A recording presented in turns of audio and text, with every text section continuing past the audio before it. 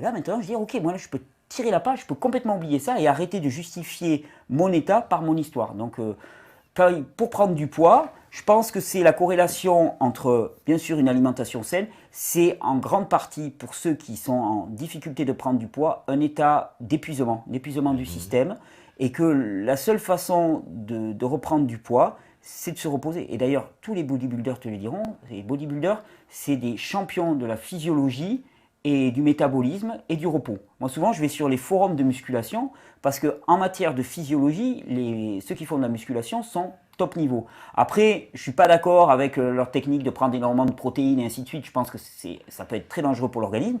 Mais en termes de connaissance du corps humain, ils sont extraordinaires.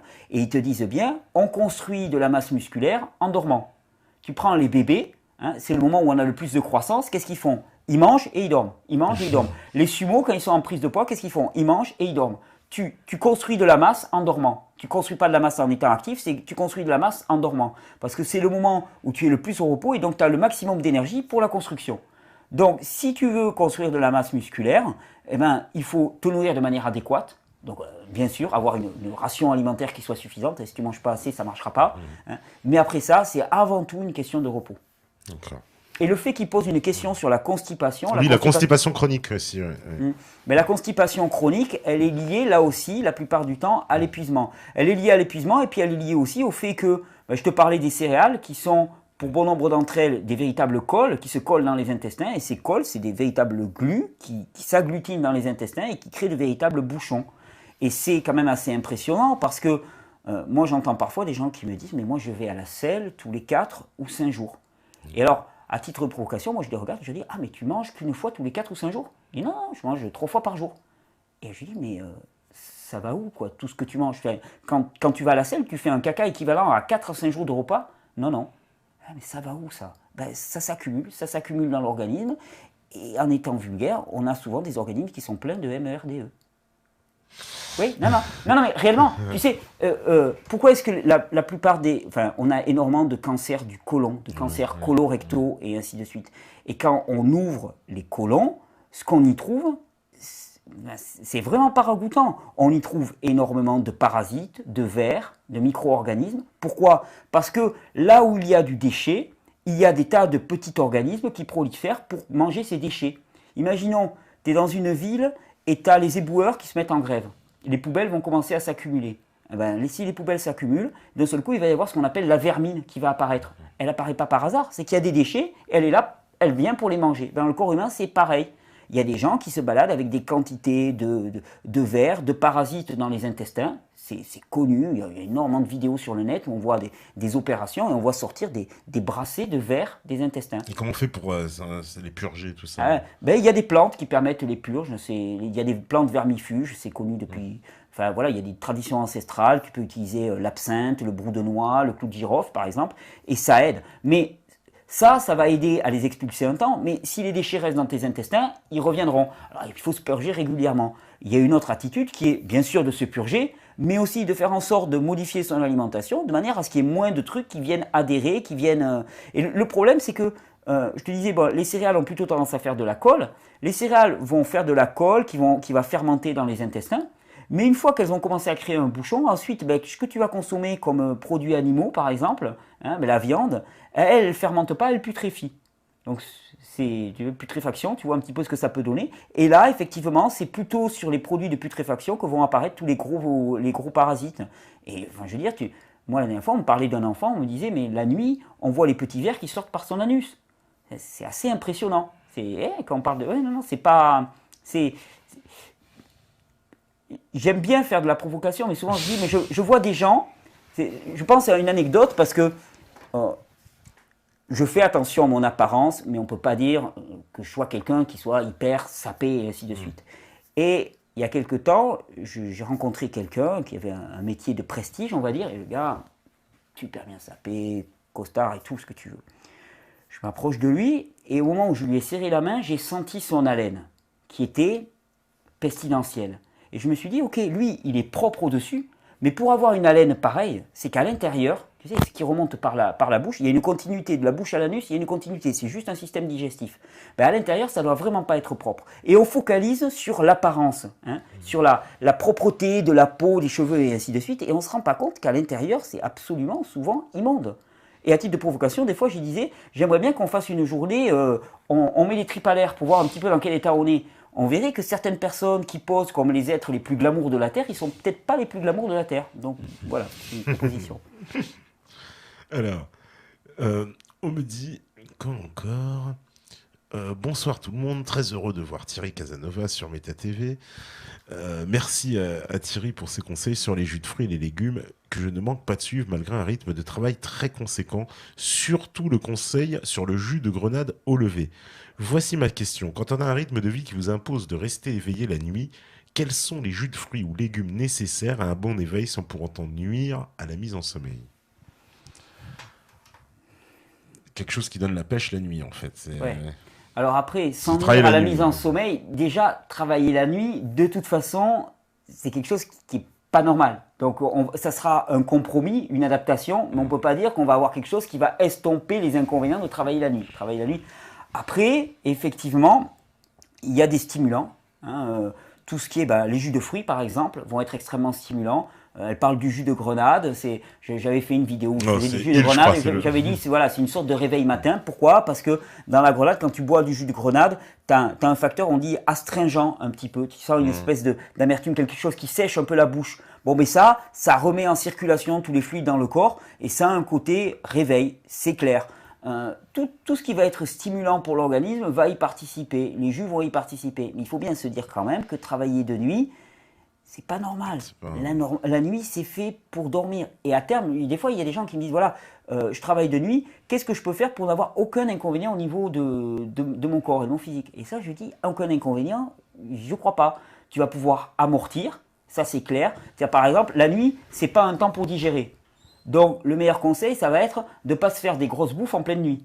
Parce que le corps n'est pas adapté. La nuit, c'est le temps où le corps, il se nettoie et il y a des tas d'opérations de réparation qui se font. C'est pour ça que je dis aux gens, la nuit, mangez sobrement. Hein, tu manges quelques fruits, des choses qui se digèrent très rapidement, juste ce qu'il faut pour maintenir ton activité, ne pas être en hypoglycémie, mais ne va pas te lancer dans des gros repas lourds avec des graisses et tout, parce que pour le corps humain, il y a des rythmes. C'est-à-dire qu'on se rend compte que il y a une fenêtre dans laquelle finalement la digestion et l'assimilation sont optimum. C'est entre midi et 6-7 heures du soir. Là, on est vraiment dans le moment où le corps il est vraiment là pour digérer. Il y a des rythmes, ce qu'on appelle des rythmes chronobiologiques. La nuit, c'est pas un moment pour manger. Donc si tu es amené à manger, mange le plus léger possible. Ouais. Voilà. D'accord. Alors, qu'est-ce qu'on me dit encore? Thierry, peux-tu nous donner des nouvelles de cet enfant autiste qui, grâce à toi, allait guérir via les jus et la brosse à sec? C'est Mélanie qui nous demande. Alors, je vois pas à quoi elle fait référence. Non, je vois pas. Je ne pense pas que l'autisme se guérisse avec des jus et une brosse à sec. Je pense que c'est beaucoup plus sérieux que ça. Il y a effectivement, mais l'autisme est une question très très intéressante. Il y a effectivement énormément de personnes qui travaillent sur l'autisme actuellement, parce qu'on a présenté longtemps l'autisme comme quelque chose d'inéluctable, et puis quelque chose qui ne pouvait pas changer. On a de plus en plus de témoignages de mères, particulièrement. C'est au sujet de l'autisme qu'il y a de plus en plus de mères qui se réapproprient la santé de leurs enfants et qui font des choix vraiment forts. On a de plus en plus de témoignages comme quoi l'autisme ne serait globalement qu'une maladie, entre guillemets, digestive. Et que des modifications du régime alimentaire et une réparation des intestins via des choix alimentaires adaptés permettrait une énorme amélioration des facteurs qu'on appelle l'autisme. Les jus de légumes, ça va y participer. Le brosse à sec, c'est le brossage à sec de la peau. Là, je ne vois pas trop ce que ça va apporter. Mais l'autisme, oui, l'autisme se guérit. D'ailleurs, il y a de plus en plus de livres qui sortent là-dessus. Donc, j'encourage toutes les personnes qui sont confrontées à un enfant autiste à s'intéresser à la question. Il y a énormément de contributions. Surtout aux États-Unis, il faut savoir lire l'anglais. Mais bon, ça commence à être traduit en français, il y a des blogs là-dessus. On se rend compte que ces enfants sont les témoins. Il y a un livre, d'ailleurs, je pense à ça, qui est très bien fait, dont le titre parle beaucoup, pour les mamans qui se retrouvent face à des enfants hyperactifs, dont elles ne comprennent pas les comportements. Il y a un livre qui a été écrit par une personne belge qui s'appelle Tati Lawyers, je crois. et qui s'appelle les canaries de la modernité. Et c'est en référence à ces canaris qu'on mettait dans les mines de charbon pour prévenir les coups de grisou. Et elle considère que ces enfants qui présentent des troubles que personne ne comprend, eh bien, ils sont les signes avant-coureurs de notre civilisation qui n'est plus viable et qui n'assure plus les conditions normales de vie. Elle appelle ça les canaris de la modernité. Et je trouve que son livre, il est très bien fait, même si je n'adhère pas obligatoirement aux solutions qu'elle apporte, à toutes les solutions qu'elle apporte. Au niveau de l'analyse des facteurs de perturbation, il est excellent. Et elle parle de la conséquence de la consommation d'additifs alimentaires, du gluten, sur le comportement, l'hyperactivité et le caractère autiste de certains enfants. Donc ça, pour moi, c'est une très bonne référence. Et c'est très bien. Et c'est un livre en français, pour le coup. Les Canaris de la modernité. Canaris de la modernité. Ah, c'est... Alors, qu'est-ce qu'on me dit encore? On me dit d'ailleurs, voilà, est-ce que votre façon de vous nourrir est applicable à tout le monde? C'est Sophia qui nous demande ça. Alors, est-ce que ma façon de me nourrir à moi est applicable à tout le monde? Certainement pas. Parce que j'ai des besoins qui me sont propres, maintenant. Après 8 ans, après avoir mangé cru, après avoir... Voilà. Donc, non. Si ce que moi je fais exactement, non. Par contre, est-ce que tout le monde est fait à la base pour se nourrir de fruits et de légumes et fonctionner bien avec ça? Je dirais, dans l'absolu, théoriquement, oui. Par contre, ça peut demander un certain temps d'adaptation et de réhabilitation des organes. C'est pour ça que je disais que si tu passes du jour au lendemain, pour certaines personnes, ça va bien se passer. Pour d'autres, ils vont simplement se dénutrir. Parce que sur des fruits et des légumes, ils vont commencer à maigrir, perdre du poids, ça ne va pas marcher. Bon, mais là, ça veut juste dire que l'organisme, il y a des fonctions qui ne sont pas encore reconstruites et tout. Donc, dans l'absolu, théoriquement, oui. Mais une fois les adaptations nécessaires réalisées. Mais dans l'absolu, oui. On est tous construits de la même des façons. C'est-à-dire que pour... tu as deux petits cochons. Les cochons, ils ont un régime spécifique de l'espèce. C'est-à-dire que les cochons, ils ont un régime qui leur est propre. Les vaches, elles ont un régime spécifique de l'espèce. Et on s'en est rendu compte, les vaches, c'est des herbivores. Si on commence à leur donner des farines animales, ça part en live. Hein. On s'en est vraiment rendu compte. On l'a payé cher. Hein. Et c'est valable aussi pour les humains. Les humains, ils ont un régime spécifique de l'espèce. Mais ça, on s'y est rarement intéressé. C'est-à-dire que moi, on m'a transmis une tradition culinaire qui était plutôt basée sur une histoire, hein, mais qui n'était pas basée sur la connaissance des besoins physiologiques de l'humain. Et on s'est rendu compte que l'humain est par constitution plutôt du type ce qu'on appelle frugivore. Frugivore, ça ne veut pas dire mangeur de fruits exclusivement, ça veut dire qu'il se rapproche du régime des grands singes anthropoïdes comme les orang-outans, les chimpanzés, avec qui on partage énormément du patrimoine génétique. Et ces singes-là, ils se nourrissent majoritairement de fruits, de légumes, particulièrement de feuilles vertes, de tout ce qui pousse à la surface du sol. Ils ne vont pas trop gratter le sol.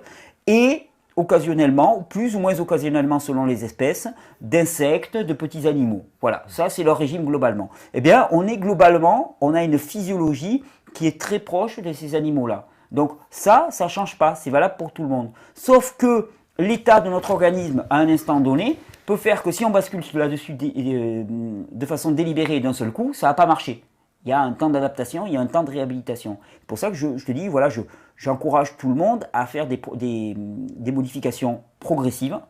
Et puis, je dis ça, mais moi j'ai fait tout le contraire. J'ai sauté de but en blanc, de l'un à l'autre, parce que j'avais envie, parce que j'avais une urgence vitale et ainsi de suite. Donc ça ne veut pas dire que sauter de but en blanc, ça ne va pas marcher, mais on peut prêter le flanc à plus de difficultés. Voilà, c'est juste ça.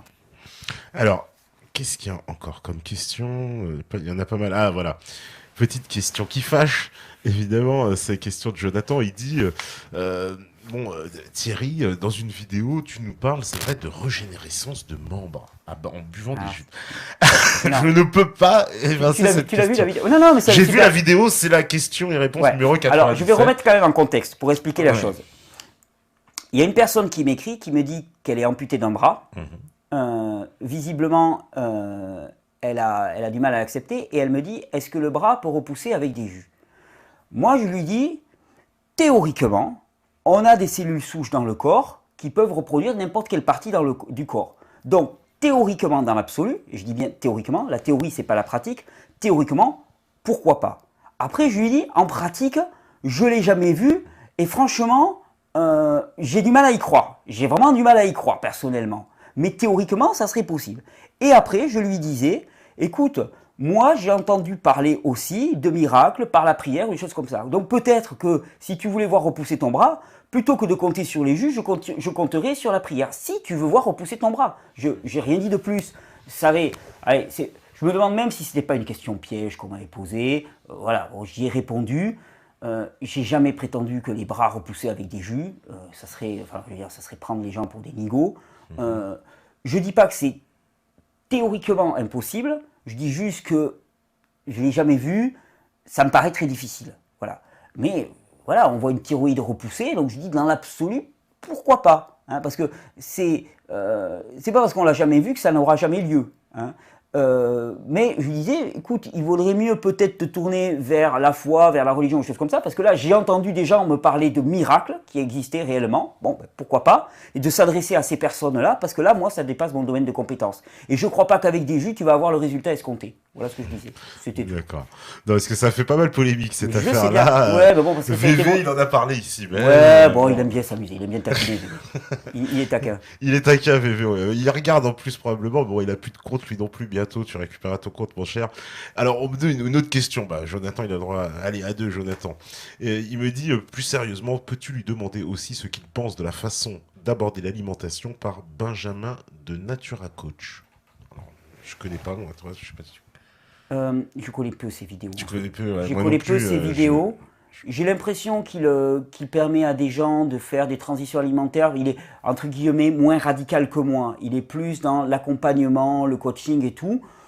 Il me semble, enfin, de ce que j'en ai vu, du peu que j'en ai vu, moi, il me semble que c'était tout à fait sensé. J'ai tendance, moi, à proposer quelque chose de plus absolu, de plus radical, mais me semble, mais je suis mal placé pour en parler. Mais il me semble qu'en tout cas, quelque part, il insistait sur les dangers du gluten, sur les dangers de la caséine et des produits laitiers et tout. Donc, a priori, on a plutôt une communauté de pensée. Alors, qu'est-ce qu'on me dit encore? Parce qu'il y a pas mal de questions. Thierry, peux-tu nous parler du travail de Grégoire Jovet et que penses-tu de l'usage d'huile essentielle? Alors, je ne connais pas Grégoire Jovet. Tu connais pas Grégoire Jovet, ouais. Non, pas du tout. Par contre, bon, l'utilisation des huiles essentielles. Les huiles essentielles, ouais. Alors, l'utilisation des huiles essentielles... bon, je ne suis pas un spécialiste des huiles essentielles, je m'y intéresse et je m'y intéresse de plus en plus. Pour moi, les huiles essentielles, ce sont des produits qui sont extrêmement concentrés. On distille énormément de plantes pour concentrer leurs produits actifs. Dès lors, on n'est plus dans quelque chose qui est naturel sous sa forme brute. Dès lors, on va avoir quelque chose qui va être extrêmement actif, mais qui, comme tout outil, tu vois, c'est un peu comme un couteau très tranchant. C'est-à-dire qu'il va à la fois être extrêmement efficace, mais il est aussi extrêmement coupant et tu peux te blesser énormément avec. Pour moi, les huiles essentielles, ça relève de ça. Ce sont des produits qui sont très puissants en termes de guérison. Et si je devais choisir entre une antibiothérapie et prendre des huiles essentielles, c'est tout vu. Et on a des huiles essentielles qui dépassent largement en termes d'efficacité toutes les antibiothérapies. Si on a une épidémie qu'on n'arrive pas à juguler, par exemple, quand il y a eu l'épidémie de chikungunya, par exemple, on sait très bien qu'il y avait des protocoles d'huile essentielle qui étaient beaucoup plus efficaces que les médicaments allopathiques qui ont été prescrits et qui avaient beaucoup moins d'effets secondaires. Les huiles essentielles, surtout quand on les avale par voie interne, ne me paraissent pas dénuées d'effets secondaires. Il me semble qu'elles ont des effets secondaires parce que ce sont des produits très concentrés. Donc, je les utilise avec parcimonie. Disons que, globalement, je ne suis pas un spécialiste. Donc, quand j'ai besoin d'avoir des informations sur les huiles essentielles, je me tourne vers des spécialistes. Il y a quelqu'un que je respecte beaucoup, qui s'appelle Dominique Baudou, qui est un des grands spécialistes des huiles essentielles en France. Et j'ai la chance de connaître une amie qui le connaît. Donc, des fois, je lui fais passer des questions. Et puis, je lui dis, qu'est-ce que tu en penses? Parce que lui, c'est quelqu'un qui est formé là-dedans. À titre personnel, je n'utilise pas les huiles essentielles en interne parce que je les trouve trop agressifs. Par contre, en externe, sur la peau, quand je vois une réaction au niveau du corps qui s'emballe et qu'on n'arrive pas à calmer simplement avec des moyens naturels, des tisanes ou des remèdes de grand-mère, comme on dit, ben les huiles essentielles me paraissent adaptées. C'est quelque chose qui me paraît adapté. Et d'ailleurs, j'aimerais bien me former un peu plus en huile essentielle pour les situations d'urgence. Parce que je me dis, bon, c'est bien joli d'avoir une thérapeutique la moins invasive et la plus dénuée d'effets secondaires, mais dans les cas de situation d'urgence, il faut pouvoir répondre aussi. Et donc ça me paraît... les huiles essentielles, on peut aussi les ingérer dans l'alimentation. Exactement, exactement. Alors c'est pas que sur la peau, parce que c'est souvent vendu pour mettre sur la peau. Voilà. En interne, moi j'ai tendance à m'en méfier un peu plus. Disons que de ce que je sais, c'est qu'en interne, vraiment, comme c'est des produits très concentrés, il faut vraiment passer par le biais d'un spécialiste ou de quelqu'un de formé qui va vraiment pouvoir déterminer les posologies parce qu'on a tôt fait de se faire du mal avec des produits qui vont être trop agressifs pour les muqueuses. Parce que à partir du moment où tu le mets dans ta bouche, ça va toucher ton oesophage, ton estomac. Voilà, c'est pas anodin. Par la peau, en externe, voilà, la plupart ne sont pas caustiques et ça pose pas trop de problèmes. C'est pour ça que je reste dans mon domaine de compétences. D'accord. Bon, on va faire la deuxième pause. Si la régie, elle est prête, la régie, elle est prête. Et ben, on fait la deuxième pause et puis on revient juste après, toujours avec Thierry Casanova et toujours sur la page Facebook pour poser vos questions. Donc, il y en a encore pas mal. Et de toute façon, on va revenir dessus. Donc, allez-y sur la page Facebook Meta TV France. Voilà. D'ici que, oh, bah, il y a déjà, t'imagines, 100 commentaires, ça a encore augmenté. Donc, il y en a des questions. Donc, de toute façon, on revient juste après. À vous, la régie.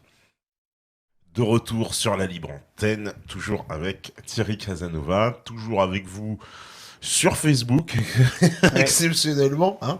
Et voilà, toujours pas mal de questions. Alors, voilà, par exemple, il y a une question d'Émilie, on lui passe le bonjour à Émilie. Elle demande, est-ce que ça existe encore quelque part de l'eau et de l'air de qualité? Ah. Ouais, dans l'absolu, oui, c'est peut-être quelque chose qui n'existe. Oui, je pense quand même que ça existe encore, de l'air de qualité, même en France. Tu as des régions de désertification en France qui demandent qu'à être repeuplées.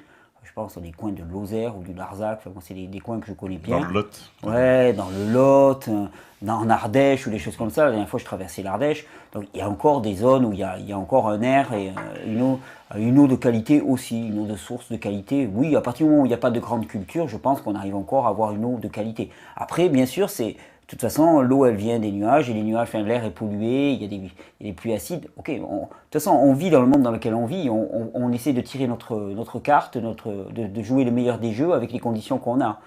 On peut quand même avoir une meilleure eau que celle qu'on va trouver à Paris, par exemple.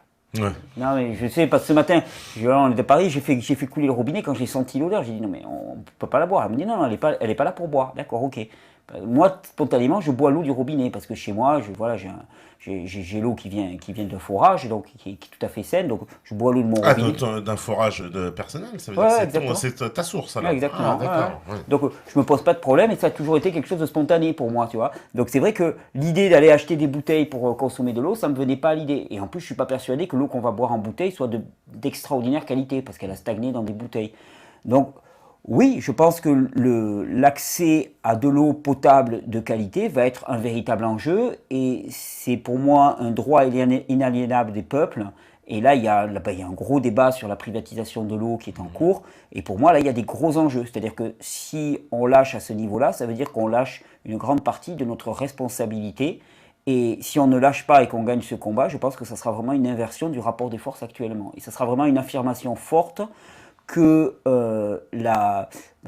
le profit et le fait d'alimenter la machine économique n'a pas la dominance sur nos vies et la qualité de la vie. Là, je pense qu'il y a vraiment un vrai combat, une fracture qui est en train de se passer, qui est importante. Et en Amérique du Sud, ils nous montrent le chemin. Le chemin, donc toi, je veux dire, politiquement, tu serais pour, on va dire, un service public de l'eau, par exemple, complètement nationalisé. S'il est fait de qualité, oui, bien sûr, bien sûr. Ah oui, oui, bien sûr.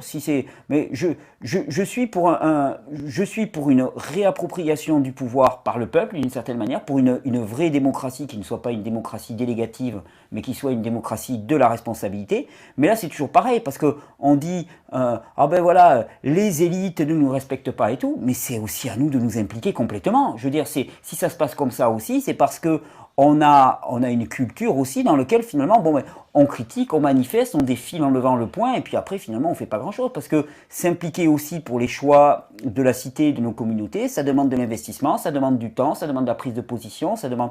Donc c'est un jeu de dupe à deux pour moi, et il y a vraiment un véritable enjeu de se réinvestir dans l'action politique en tant que telle, au sens le plus noble du terme, parce que moi je crois que c'est quelque chose de beau, d'arriver à administrer pour le bien de tous finalement des petites communautés, des petits groupes humains. Et oui, pour un service public de l'eau, absolument, sans hésiter. Alors, on me dit, que penses-tu des prescriptions alimentaires en fonction des groupes sanguins? Dire par exemple que les patates douces ne sont pas recommandées pour les personnes du groupe A, etc. Tu penses que ça c'est une, ouais, c'est une Non, j'y réalité crois pas, ça, j'y non? adhère pas. Non, t'adhères pas, hein. J'y adhère pas. Non, je pense qu'on a tous la même constitution, que même s'il peut y avoir des différences de terrain ponctuelles, il n'y a pas de différence constitutive et il n'y a pas de régime alimentaire en fonction du groupe sanguin. Je n'y crois pas. Je pense que voilà, c'est un bon moyen d'attirer l'attention. Bon, après, voilà, je peux encore me tromper, mais de toute mon expérience, c'est pas quelque chose d'intéressant. Alors, qu'est-ce qu'on me dit encore? Bonjour Meta TV et Thierry. Tout le discours que Thierry a pu tenir au début de l'émission me fait beaucoup penser à celui de Guy-Claude Burger et de son instinctothérapie. Est-il possible de chercher à suivre un mode de vie et cette alimentation instinctive originelle dans le monde actuel qui a été complètement modifié et qui fausse probablement tout au niveau instinctif? N'est-ce pas voué à l'échec? Et ce discours d'alimentation originelle instinctive est-il compatible avec la consommation de jus de légumes? Alors, je pense que dans sa question, il y a beaucoup de Oui, vrai. Il y a oui, beaucoup de oui. vrai. On n'est plus du tout dans un contexte originel. Et il ne faut pas rêver quand on parle, oui, de modèle naturel et Oui, ainsi de suite. On ne sait plus ce que c'est, le modèle d'accord. naturel. Il y a très longtemps qu'on s'en est éloigné. Je constate quand même que cette capacité du corps humain à reconnaître ses besoins, elle fonctionne encore partiellement ou totalement avec les conditions qu'on a actuellement. Certainement, ça fonctionnerait beaucoup mieux dans un contexte naturel si on était en pleine forêt. C'est pas le cas. Il me semble que c'est quand même un outil qui est intéressant, qui peut nous guider. C'est pas un outil absolu, mais c'est un outil qui peut nous guider pour arriver à déterminer quels aliments et ainsi de suite. Je peux pas dire que je passe mon temps moi à chercher quel aliment est bon pour moi et tout. Je le garde juste en tête, tu vois, des fois. Et puis c'est surtout que ça me donne la capacité de me dire que si par exemple à un moment ben, je n'ai envie que d'un seul type de fruit, par exemple, ben, je ne m'interdis pas de manger que ça. Tu vois, si un jour j'ai envie de manger, je sais pas moi, c'est rare, mais que des bananes par Mhm. exemple, je vais pas me poser de problème avec ça. Je vais me dire ok, ça correspond à un besoin, puis voilà, je vais faire le Et plein. toi, tu proscris toute forme de produits laitiers, c'est-à-dire tous les produits laitiers, lait, fromage, tout ça, c'est proscrit. Globalement oui. Euh, des études récentes ont montré que il se pourrait, alors je garde beaucoup de bémols, moi je crois que il y a quand même pas mal d'ambiguïté là-dessus. Ce qui est certainement absolument délétère, c'est tous les produits laitiers pasteurisés. La pasteurisation détruit tout ce qui est tout ce qui est vivant dans le lait, tous les enzymes qu'il y a dans le lait, et le transforme vraiment en un produit qui est vraiment inadapté à l'espèce humaine. Il y en a qui disent que les produits laitiers fermentés longuement, tu vois, par exemple là aussi, quand on te parle de yaourt, les yaourts traditionnels, les gens les faisaient pendant 24 heures. Il y avait une fermentation longue et une prédigestion qui se faisait. Maintenant, c'est des trucs qui sont faits en quelques heures, très rapidement, avec des agents de coagulation, donc ça n'a rien à voir. Il y a des personnes qui défendent que les produits laitiers fermentés traditionnellement, de façon crue, à partir de lait cru et ainsi de suite, n'auraient pas un impact négatif sur l'organisme. J'entends leurs arguments, ça ne m'a pas vraiment convaincu. En même temps, je sais que traditionnellement dans les campagnes avant, il y avait beaucoup de gens qui soignaient avec du lait de chèvre cru. Ou, Mhm. voilà. Donc, je n'ai pas l'arrogance de penser que nos grands-parents étaient stupides, loin de là, au contraire. Donc, j'entends. Personnellement, je n'applique pas, je n'ai pas tendance à recommander. Il me semble que les organismes actuels sont de moins en moins adaptés aux produits laitiers. Ouais. Mais voilà. En tout cas, s'il y avait quelque chose à dire, c'est les produits laitiers pasteurisés. Pour moi, c'est un véritable poison. Pour ceux qui sont crus, fermentés longtemps, il y a des débats, il y a des polémiques. À titre personnel, je préfère m'en passer largement. D'accord. Alors, on me dit quoi encore aussi? Dans les textes anciens, il est souvent dit que l'homme se nourrissait uniquement de végétaux, fruits, feuilles, légumes. Par exemple, dans la Bible, l'homme a été créé pour se nourrir de fruits et d'herbes jusqu'à sa descente dans le jardin d'Éden, dans des Védas, etc. Donc, est-ce que c'est vrai, il y a cette, on va dire quoi, cette prédisposition de l'homme à exclusivement manger on va dire des fruits et des légumes. Et moi j'ai une question aussi. On nous a souvent, on va dire, alors ça c'est un argument qu'on nous a apporté, que le fait de cuire les aliments, ça facilitait le travail de notre corps.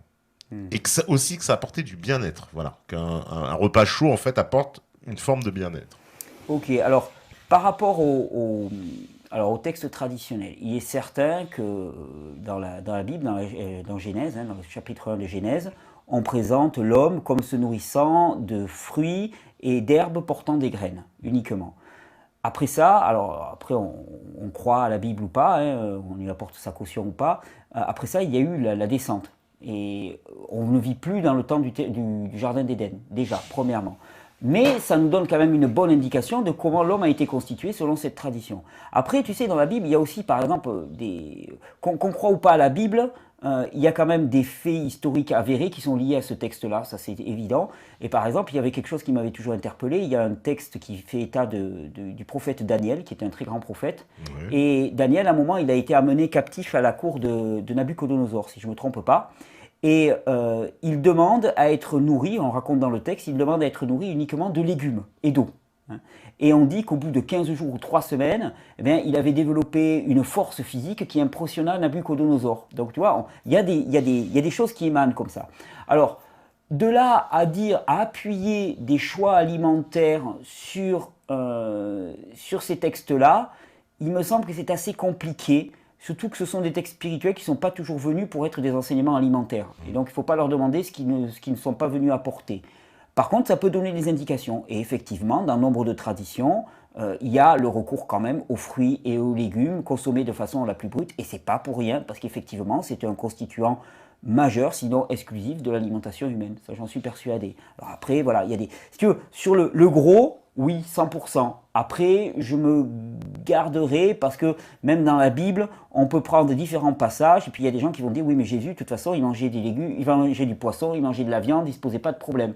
Puis il y a d'autres qui vont dire oui, mais de toute façon, Jésus, il n'était pas venu pour parler d'alimentation, il était venu pour parler d'amour. Donc en fait, tu vois, c'est des débats sans fin. Donc je ne sais pas. Par contre, ça donne des bonnes indications, il me semble. Des vraies bonnes indications sur quand même quelque chose qui est la base et qui se vérifie physiologiquement parlant. Et donc toi, tu me parlais de l'alimentation, la cuisson qui permet... La cuisson qui permet en fait de faciliter le travail du corps. Alors, la cuisson réalise un début de décomposition. Hein, c'est-à-dire, elle commence à découper. C'est un travail de prédigestion d'une certaine manière. C'est certain. Et c'est particulièrement adapté pour diminuer le travail digestif. Ça, c'est clair. Par contre, tu perds énormément de nutriments. C'est pour ça que je dis toujours que le recours à une alimentation exclusivement crue demande aussi un corps qui a une énergie digestive suffisante.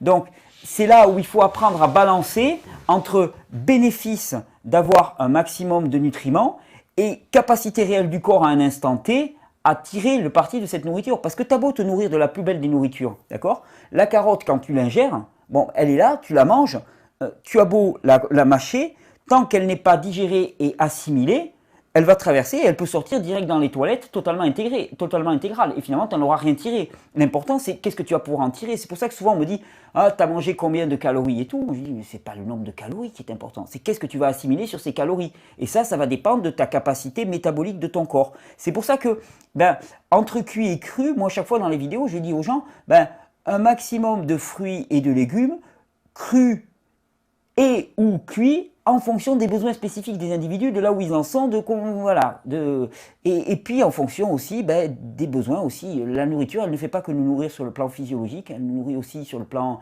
émotionnel et tout, et des fois, l'hiver, il fait froid et tout ce que tu veux, un truc chaud, c'est tout à fait agréable. Puis là aussi, il faut vraiment mettre les choses en rapport entre le fait de faire frire quelque chose dans une huile de friture montée à 200 degrés ou des choses comme ça, et puis le fait de faire une soupe bouillie tranquillement au pot-au-feu, tranquillement sur un petit feu, je veux dire, c'est juste le jour et la nuit, quoi, tu vois, en termes de caractère mauvais, délétère. Le fait de cuire des légumes, par exemple, pour faire une soupe, bon, tu vas perdre quelques vitamines et minéraux, mais à part ça, tu vas vraiment pas avoir de composés négatifs qui vont se former. Par contre, si tu fais frire à très haute température, tu vas avoir énormément de composés cancérigènes qui vont se produire, qui vont apparaître. Donc, il y a cuisson et cuisson, là aussi, tu vois, il ne s'agit pas de raisonner de façon manichéenne, c'est pas mon propos.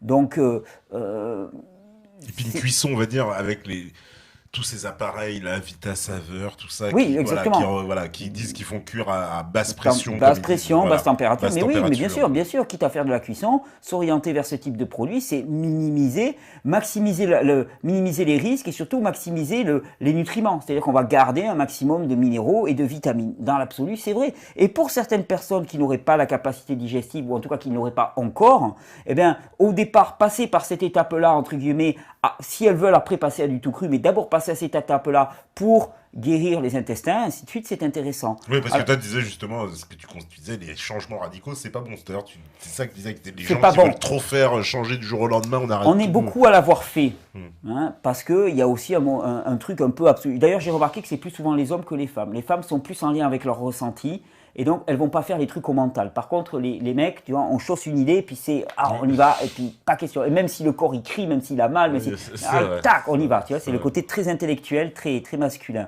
Mais je sais plus ce que je voulais dire, mais si tu veux, cette notion de transition, pour moi, elle ne doit pas éluder le problème. C'est que pour réparer un corps qui est déminéralisé, il va falloir une surabondance de minéraux et de substances anti-inflammatoires. Alors souvent, on reproche aux légumes crus eh bien, d'avoir des fibres, par exemple, qui vont être trop agressives, qui sont lourdes pour les intestins, qui vont irriter les intestins.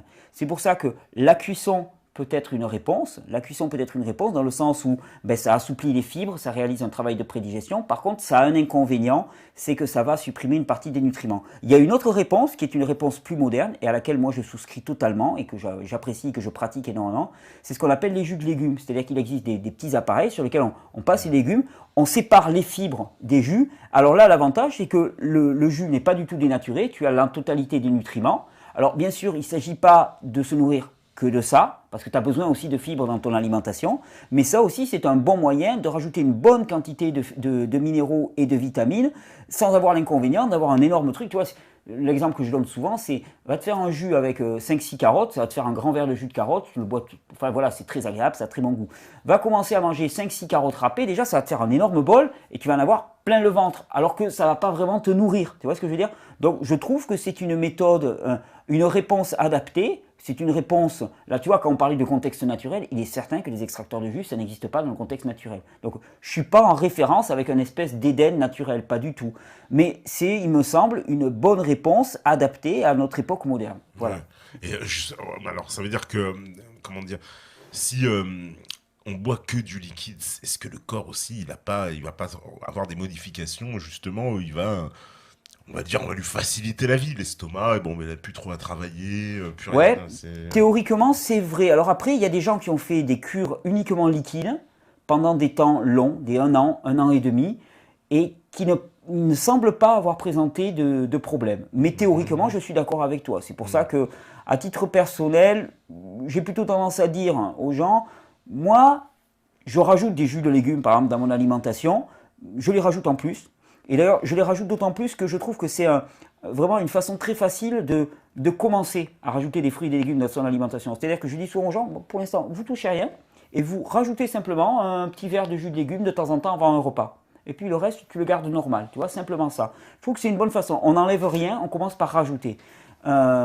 Mais théoriquement, oui, ça peut poser question, le fait de se nourrir que de jus de légumes. Et voilà, pour une longue période, ça peut déséquilibrer l'organisme, j'imagine. Et en même temps, il y a beaucoup de gens qui témoignent que ça n'a pas été le cas sur des périodes relativement longues. Mais bon, voilà, c'est un engagement qui n'est pas, voilà, qui est pas anodin.